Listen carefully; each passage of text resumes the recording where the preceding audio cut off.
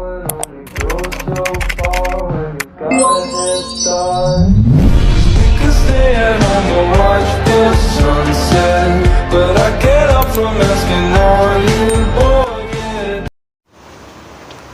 Assalamualaikum warahmatullahi wabarakatuh. Alhamdulillahirrabbilalamin. Allahumma sholli ala Sayyidina Muhammad wa ala ali Sayyidina Muhammad. Perkenalkan, nama saya Anissa Dwi Rahmayanti dari kelas 1 HKI 1. Di sini saya akan menyampaikan video pembelajaran yang berjudul Pemeliharaan Al-Quran pada masa Nabi, Khulafaur Rasyidin, dan sampai masa kini.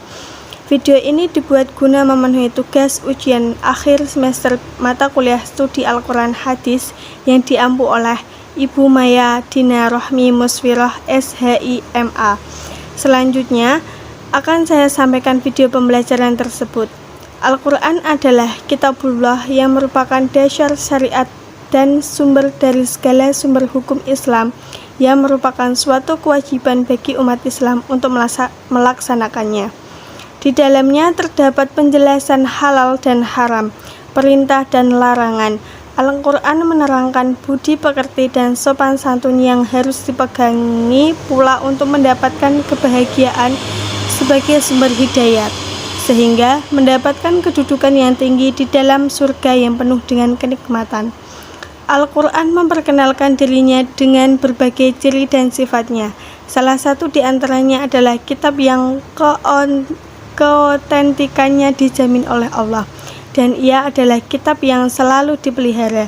Inna nahnu nazzalna az-zikra wa inna lahu lahafizun. Sesungguhnya kami yang menurunkan Al-Quran dan kamilah pemelihara-pemeliharanya. Quran Surat.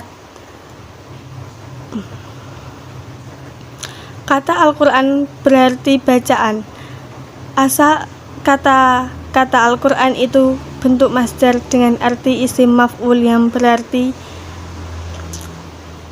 Kemudian sejarah pemeliharaan kemurnian Al-Quran pada masa Nabi Muhammad SAW.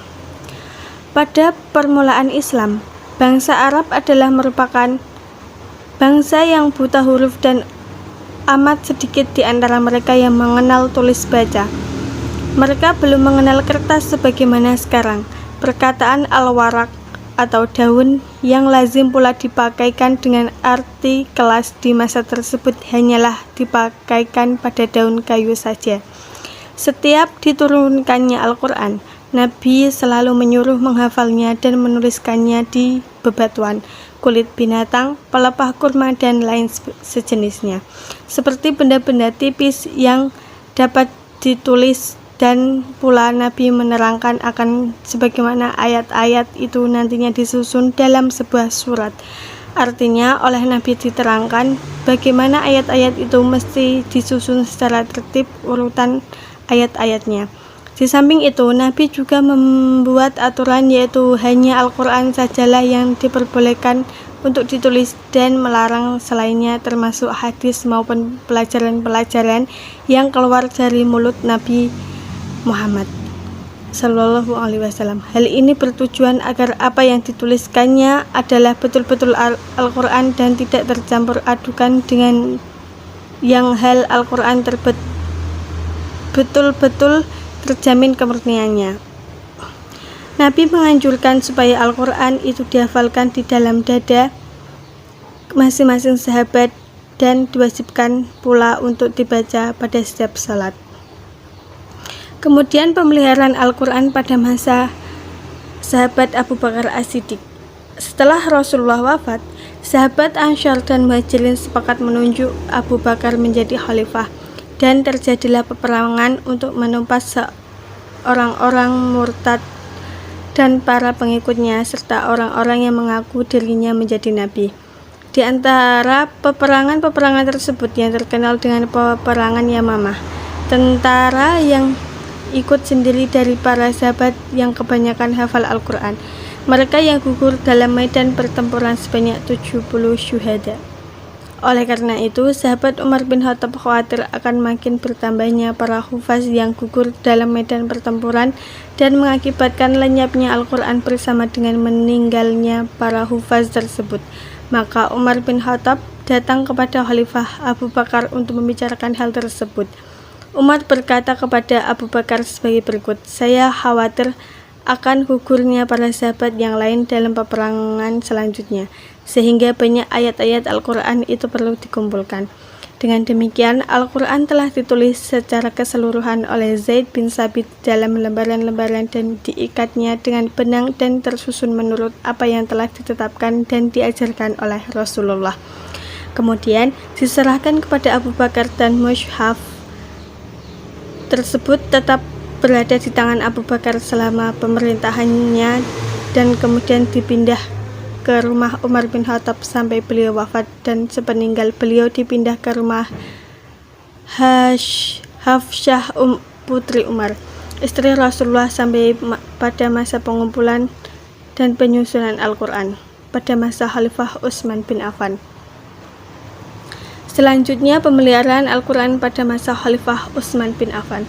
Al-Quran pada masa Khalifah Utsman bin Affan tetap masih dalam keadaan demikian, itu artinya telah ditulis dalam satu naskah yang lengkap di atas lembaran-lembaran yang serupa ayat-ayat dalam satu surat tersusun menurut tertib yang ditunjukkan oleh Nabi. Lembaran-lembaran itu digulung dan diikat dengan benang, disimpan oleh mereka yang disebutkan di atas. Kemudian Utsman membentuk panitia yang bertugas membukukan Al-Quran dan menyalin sebuah lembaran-lembaran tersebut menjadi sebuah buku. Dalam pelaksanaan tugas ini, Utsman menasihatkan supaya 1. Mengambil pedoman kepada bacaan mereka dan hafal Al-Quran. 2. Kalau ada perselisihan di antara mereka tentang bahasa atau bacaan, maka haruslah dituliskan menurut dialek suku Quraisy sebagai Al-Quran, sebab Al-Quran diturunkan menurut dialek mereka. Maka dikerjakanlah oleh panitia tersebut sebagaimana yang telah ditugaskan kepadanya, dan setelah selesai maka lembaran-lembaran Al-Quran yang telah dipinjamnya dikembalikan lagi pada Hafsah. Al-Quran yang telah dibukukan dinamai dengan Al-Mushaf. Dengan demikian, maka pembukuan Al-Quran pada masa Utsman faedahnya sangat besar, antara lain 1. Menyatukan kaum muslimin kepada satu macam mushaf yang seragam bacaan dan tulisannya.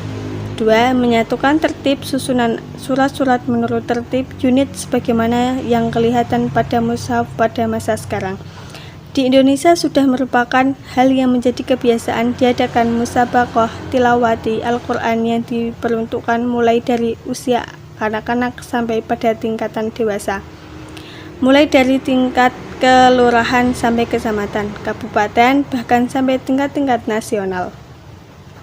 Demikian pula Jamiatul Qurra, tidak asing lagi di Indonesia, yang berusaha dalam bidang ini.